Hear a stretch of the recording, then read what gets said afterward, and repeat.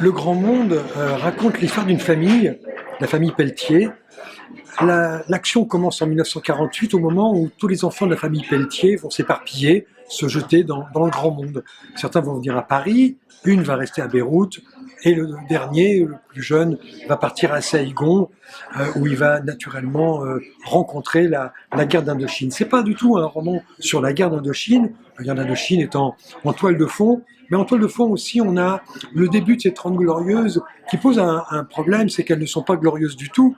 On a l'habitude de penser que ces 30 glorieuses sont des années d'ascenseur social, de réussite, ce qui est en grande partie vrai, mais au début des 30 glorieuses, c'est-à-dire dans les années directement d'après-guerre, la situation est beaucoup plus difficile et les enfants qui arrivent à Paris, au lieu de trouver un Paris festif et joyeux, trouvent un Paris compliqué, avec beaucoup de jours de grève, avec un taux de chômage très élevé, avec une inflation galopante, et donc pour eux, le Grand Monde va être, au début en tout cas, un monde un peu difficile. C'est ce livre-là que je suis venu présenter ici à Lille, à l'invitation du Furet du Nord. C'est pour moi une habitude, presque un rendez-vous à chacun de mes livres, de venir vous retrouver au Furet. Donc voilà, j'espère que ce livre vous intéressera, comme il m'a, moi, passionné de l'écrire.